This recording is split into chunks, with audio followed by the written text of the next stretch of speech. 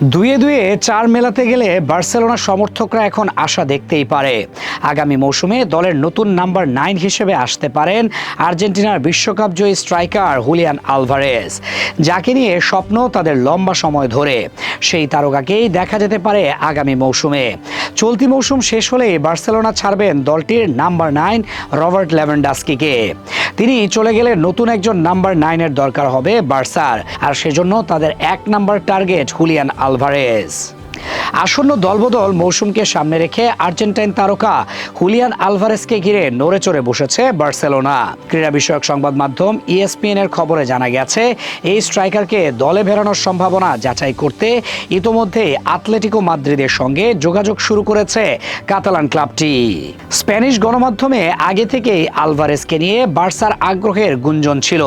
সোমবার সেই আলোচনায় যেন নতুন গতি পায়। ESPN সূত্রে আরও জানা যায়, আসছে গ্রীষ্মে আলভারেজের সম্ভাব্য দলবদল নিয়ে 72 ঘন্টা ময়েশ্চার লক সমৃদ্ধ লিলি বডি ওয়াশ শিয়া বাটারের গুডনেস স্কিন রিপেয়ার করে রাখে সফট ও গ্লোয়িং।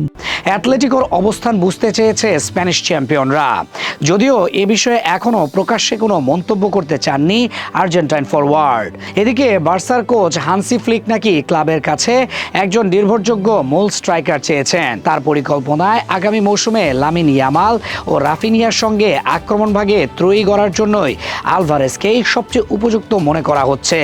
চ্যাম্পিয়ন্স লিগ সেমিফাইনালের প্রথম লেগে আগামী বুধবার আর্সেনালের মুখোমুখি হবে অ্যাটলেটিকো মাদ্রিদ। তার আগে সংবাদ সম্মেলনে ভবিষ্যৎ নিয়ে প্রশ্ন পেলে হুলিয়ান আলভারেজ পরিষ্কার জানিয়ে দেন, তিনি এখন শুধু খেলাতেই মন দিতে চান। 26 বছর বয়সী এই ফরওয়ার্ড বলেন, এসব গুঞ্জন নিয়ে বারবার মন্তব্য করা সম্ভব নয়। সামাজিক মাধ্যমে কি বলা হচ্ছে সেদিকে নজর না দিয়ে তিনি মনোযোগ রাখতে চান নিজের ফিটনেস আর দলের জন্য অবদান রাখার দিকে। তবে একটি সূত্র ESPN-কে জানিয়েছে, অ্যাটলেটিকো মাদ্রিদ তাকে এই গ্রীষ্মে ছাড়তে চায় না, উল্টো 2032 সাল পর্যন্ত নতুন চুক্তির অফার করবে। অন্যদিকে বার্সেলোনার জন্য হুলিয়ান আলভারেজকে দলে টানা সহজ হচ্ছে না, কারণ তারা এখনও লা লিগার আর্থিক নিয়মের বাইরে অবস্থান করছে। ফলে খরচ করার সীমাবদ্ধতা আছে। তবে বার্সা আশা করছে এই গ্রীষ্মের মধ্যে তারা নিয়মের মধ্যে চলে আসতে পারবে। পাশাপাশি খেলোয়াড়ের নিজের আগ্রহ বড় ভূমিকা রাখতে পারে, যেমনটা হয়েছিল আতোয়ান গ্রিজম্যানের ক্ষেত্রে যখন তিনি অ্যাটলেটিকো ছেড়ে বার্সায় যোগ দিয়েছিলেন। এই সম্ভাব্য দলবদল নিয়ে আলোচনা তদারকি করবেন বার্সা সভাপতি হুয়ান লাপোর্তা। আর অ্যাটলেটিকোর পক্ষ থেকে থাকবেন স্পোর্টিং ডিরেক্টর মাতেও আলেমানি, যিনি আগে লাপোর্তার অধীনে বার্সায় একই দায়িত্বে ছিলেন।